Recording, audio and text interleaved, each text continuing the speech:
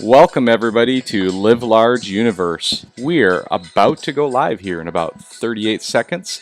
We're going to have Micheal on from Sober Sledders, and we're going to have an amazing conversation tonight. We got a great cause that he's trying to drive a new movement here in the snowmobile community. It's pound the throttle, not the bottle. We love that. So, riding sober up on the mountain, whether it be drugs or alcohol, being clean's the way to go up on the mountain because man, you need every ounce of focus you can get up on the mountain. So come on in, drop it in the comments. Let us know you're watching and that where you're watching from, and we'll get the show started here in just a minute. So we're going to be live in here in a couple seconds.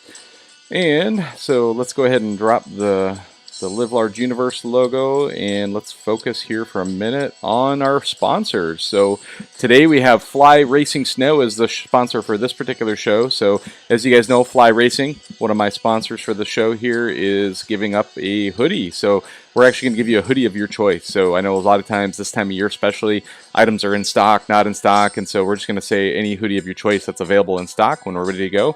All you have to do is watch the show, share the show, go over to the social media channels, whether it be on YouTube, Facebook, Instagram, give them a follow and give them a little love and appreciate what they're doing because they're helping bring the show to you today. So hopefully you guys have an amazing time here, and we're going to go ahead and drop this down. I'll kill the music, and we're going to go ahead and drop the veil here. So Micheal, we're coming to you in 3, 2, and 1. How are you doing, sir? Well, thank you. I'm doing good. How you doing? I'm doing fantastic, man. It's like great to be able to do the show live with you now. I know you and I have been chatting for at least a few weeks here, but it's been amazing watching you and kind of your social media journey and what you've been working to accomplish. So I'm really excited to have this conversation tonight. So. Oh yeah, it's definitely grassroots, not knowing anything about it. So it's just plugging away, having fun. Well, and that's all it takes is to have a cause that people get behind, and I think that's what you're getting. You're feeling that on your side, right? Is you started this thing, you didn't even really know what was going to be and where it was going, but it just felt right to you. And as you started moving forward, I think you're finding yourself being surrounded with all kinds of people who are giving you some amazing support. So. Yeah, definitely true. So yeah, just kind of started out as a little joke and self therapy, and it's amazing once you start kind of reaching out to people exactly how many people are willing to open up to you. It's you know that all too well. You're so. Yeah, no, absolutely. So appreciate you coming on here. We've got the hashtag, which is probably one of the longest hashtags I've ever seen in my life, but it's awesome. Is hashtag pound the throttle, not the bottle. So where did that little piece of insight come from? Let's talk a little bit about the hashtag pound the throttle, not the bottle, and what was the inspiration for that specifically. Well, a buddy of mine gave me a sweatshirt a while back ago, Shane. He gave me this hoodie that said something. Some people solve their problems with uh, bottles, and we solve our problems with wide open throttles or something. And so Yeah. that kind of stuck with me years ago. And now it doesn't matter whether it be alcohol, pain pills, anything. It's just pound the throttle, not the bottle. And that's most people that sled are either into motocross or Yeah. wave runners or anything during the summer. So you can do it all year long. Nope, absolutely. No, that's awesome. So yeah, it's catchy and but it's a long one, which actually makes it stand out, and it's kind of amazing there too. And so why don't we start out, Micheal, with just maybe letting people know a little bit about you, right? Like where do you live? Quote unquote. Give us a little background on who Micheal is. So. Well, currently I'm in Tooele, which is just west of Salt Lake, Utah. So, kind of in a transition. Right now, about an hour and a half away from the good snow, but looking at moving a little bit east with the current job situation. So, I'm going to be up in the Heber Valley area here before too long. Very nice. So, looking forward to that change. But Yeah. Okay. When I think of the pound the throttle, not the bottle, and the name Sober Sledders, and kind of where that came from too, is take us back to kind of what inspired this whole thing and what kind of kicked it off. As I know you and I were on the phone this last week, kind of prepping for the show and getting through this. You had some really interesting stories about a time that you were up on the mountain and you were kind of having kind of this moment in time where everything kind of hit you at once, right? And like maybe it was a day that wasn't, we all have good days, we all have bad days, as I talk about with our Live Large, right? Is, live life to the fullest, make the most of every day and make a difference to others.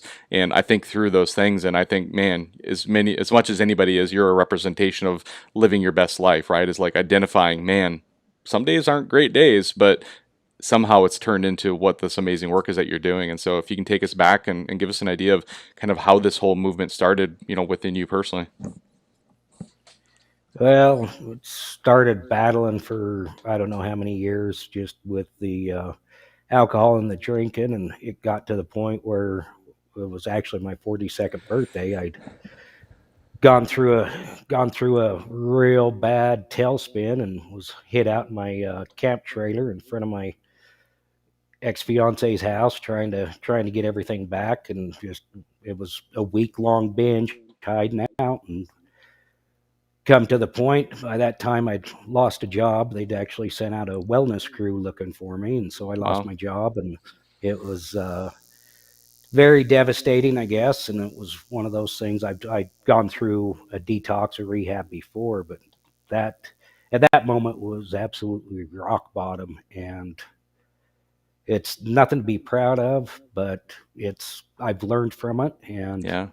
I'm hoping to help somebody else from going down into that Yeah. major of a tailspin. So Well, once you hit absolute, go yeah. ahead. Well, Michael, I mean, here's what I'll tell you though is, for folks to be able to really, truly, genuinely, and authentically be able to like speak on a platform like this, right?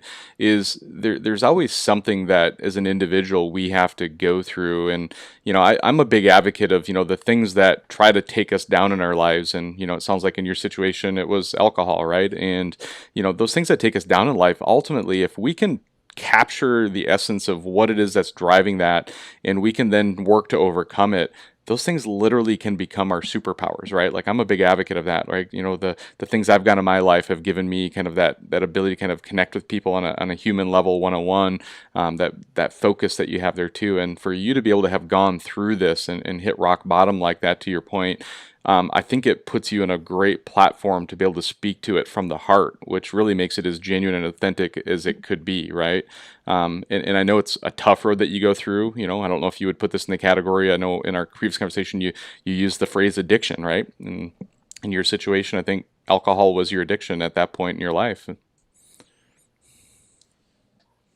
Oop, are you still there? I think I'm getting a little technical Yeah, glitch it there. definitely Okay. takes control. Yep. Oh, I can hear you okay Yep. now. Oh, I'm still here. Yep. So yeah, it definitely takes control of you, and that's the thing, that going through it and knowing the steps, and it doesn't happen overnight. That's the thing about it, and Yeah. anybody, and that's something I'm a firm believer of, is anybody that drinks with the right circumstances, the right conditioning, they can be in that same spot. You look at the homeless guy off the side of the street next to the Yeah. liquor store. You know what? He was probably successful at one time. He Oh, just absolutely. didn't have he just didn't have the tools in the toolbox to get him out to build what he needed to build. And I'm a Yeah. firm believer in that nobody comes out, and there really is no bad people, but there's nobody that comes out like that. So the whole thing is, the more awareness and attention that we can get, and the more open communication we can have, the philosophy of one helping one. That's my goal right now, is to help one, Yeah. and just keep on paying it forward. And there's so many tools and so many avenues. What works for me may not work for somebody else. So just broaden that community up and say, hey, this worked for me, Yeah. that worked for me. That's kind of the whole drive and the whole passion this year, getting Yeah. serious about it.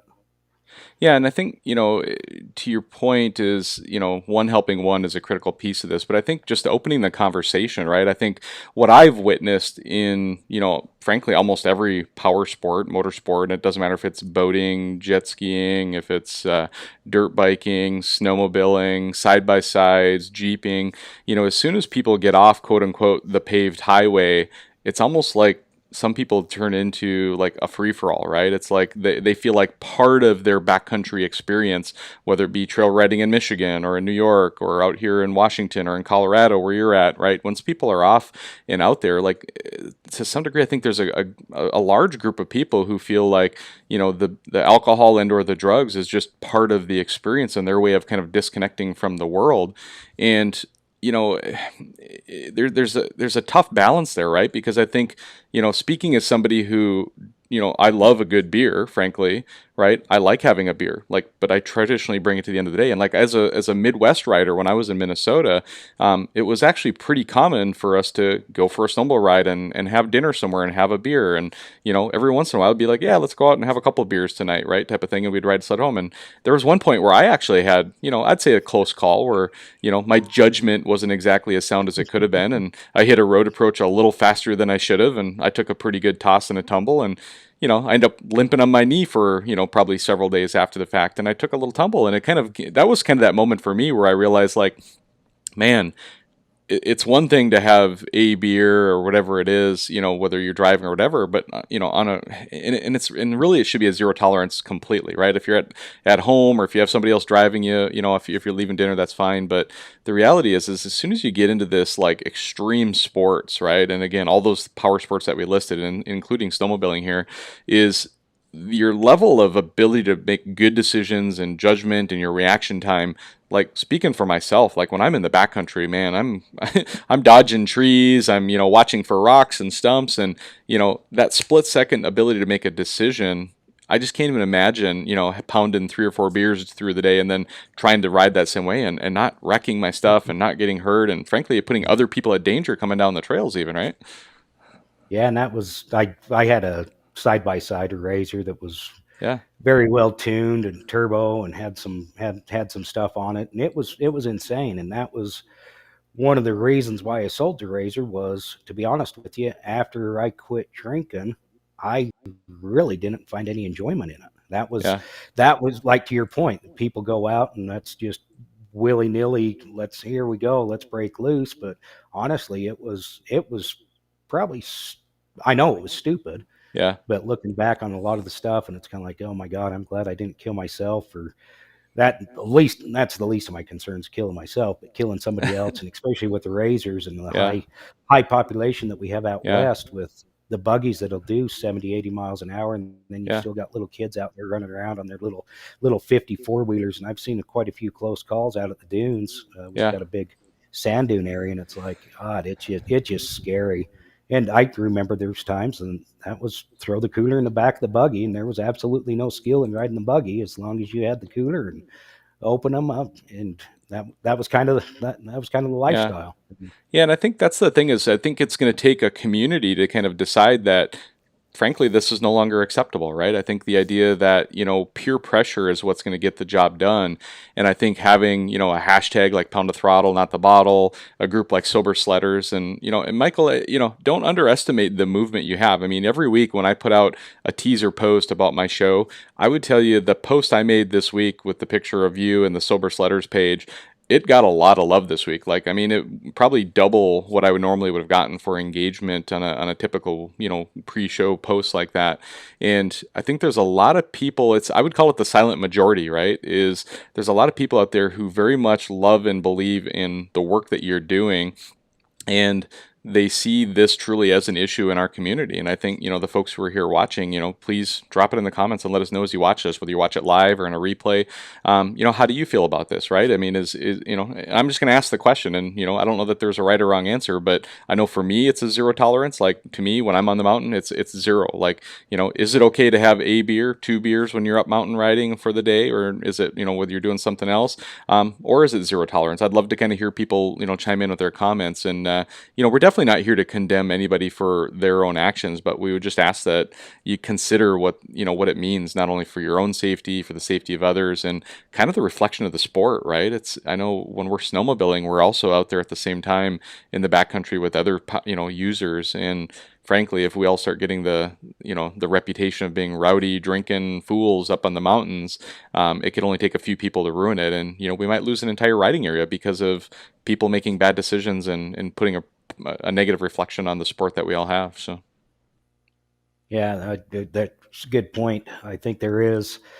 I will agree with you. I think there's a silent majority. It's amazing how many people I've talked to and say, "How can you snowmobile without drinking?" It's kind of like, well, you know what? Come play in the trees with us for a little bit, because I guarantee you, guys like Dan Adams, Mike, Matt Ants, and those yeah, guys, they I don't know too much about their personal background, but I know yeah, it's like Chris Brown. I know a guy that's gone down to his, and there's absolutely, matter of fact, they don't even like you partying at night because that's going out and riding with a hangover. Yeah, that's no Usually good. that's no good either. And a lot of times you got to have that drink to get over that hangover, for the dog type thing. And Yeah. but back to that point, is I look back and I reflect not only the harm that I put myself in, but put my brothers in, my riding partners. There's quite a few times, Yeah. and there's one time it was a big party weekend, and I went out and did some stupid stuff because I wasn't in the normal, and I could have froze to death, Yeah. but they had to come out and get me, and thank God they did, and Yeah. that's the support, and they had my back. But I put them into bad situations. Yeah. It's one thing to put myself into a situation, but really reflect on what you're doing to each other. And then God forbid if you have an entire group that's out there that's way past the level of being right, you're putting the entire group in, especially with the power of these new machines and where they can Yeah. go. And so It's it's kind of humbling to look back, but they say yeah, that's why the windshield's so large and the rearview mirror's so little, right? So exactly. look out, look out through the look out through the windshield. Yeah. Well, let's talk a little bit about kind of, and I'm assuming they're probably not even fully baked, but let's talk about goals that you have for this movement, right? I mean, I know you've set up a website, you've got merchandise there. When you think about as it stands today, what's your vision for where we're going to go with this, and what would you like to see happen with the Sober Sledders and the, hashtag pound the throttle, not the bottle movement, right? So where would you like to see this go? Oh, that one's a tough one. I've got squirrels going every direction but loose, so it's Yeah. so I've started with the help of Shane Sievert's a good buddy, and he's kind of the advocate. But we've started just a little T-shirt campaign. Those are coming in. Setting up the website now for sales, getting the business going. Ultimately, going to be working with the Utah Snowmobile Association, Cal Taylor and Rylan over there to hopefully get a chapter set up before the end of the year in the Utah area, which would be just a group of guys with the kind of the like set to get out once a month, have dinner. Like I say, it's the community to help each other. I've got a few guys that have been reaching out to me, and I know what works for me. I've got a toolbox back there with all kinds of tools, Yeah. and there's some tools that work, and you try and stay away from using the crescent wrench as a hammer, but sometimes you have to. But ultimately, if we can broaden that and get everybody out there with little tools that will help each other, and that's the thing. Like I say, I know what tools worked for me. Yeah. A couple of guys I've talked to have been the 12-step program. That wasn't really my cup of tea, but if that works for that Yeah. individual, then get that information out there to somebody else. Because Yeah. like I say, the information I've got is I'm more than willing to give every tool that I've got in the tool chest to anybody, but my Yeah. tools are limited. Yep. So No, I hear you. So, the other thing that I'll just add to the conversation too is that, like, again, it's up to us as a community to, through peer pressure and through setting the example, make the difference, right? I would tell you best practices that I have for our crew is that, when myself or my wife or through our snowmobile club, anywhere that we have control over, like where the ride is being led and who's leading it, we literally set the expectation up front that it's a no alcohol day, right? No drugs, no alcohol, because frankly, we're in a state here just like you are where even marijuana is legal, right? People can legally smoke marijuana at home, and they can't drink and drive, they can't smoke and drive, obviously, and so it's really no different. It's technically illegal for them to be up operating a machine, just like it would be with alcohol. But setting that example and just setting the tone right off the bat, saying like, zero alcohol, right, is kind of the expectation for the day. At the end of the day on the way home, if you guys want to have a beer or, have a drink on your way home, that's fine. But that's the first step. And then I would just tell you as a fellow rider, like especially backcountry snowmobiling in the mountains, I mean, safety is critical, right? And if I'm in a riding group where I'm with other folks, and frankly, if I'm suspicious that I'm with a group that is likely known to be drinking, I probably will just not go out with them, frankly, is what it comes down to. But if I get maybe surprised, like say I'm out on a ride and, all of a sudden I start seeing people in this group that I'm with start cracking a beer maybe at lunchtime and they're going to have a beer there, and I may not even say anything at first, right? Like just kind of watch what happens. But if all of a sudden I see them crack open a second beer, I might be like, hey, what's the plan for the day? Like, just want to be sure we're thinking about getting out of here safely today too. And I'm not completely comfortable with us having too much to drink. So can you tell me what your plan is for the day?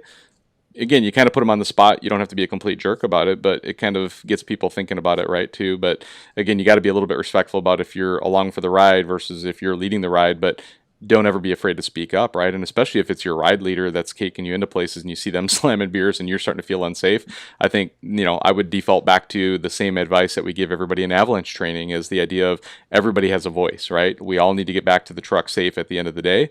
And, if you're concerned about something that's going on, whether it be bad decisions in avalanche terrain or if it's bad decisions around alcohol and drugs on the mountain, you have an obligation in your group for your group safety to kind of speak up and say something. So Yeah, that's definitely true. And a couple people that, well, I still don't drink. I'm not sober. Well, that's kind of not the whole.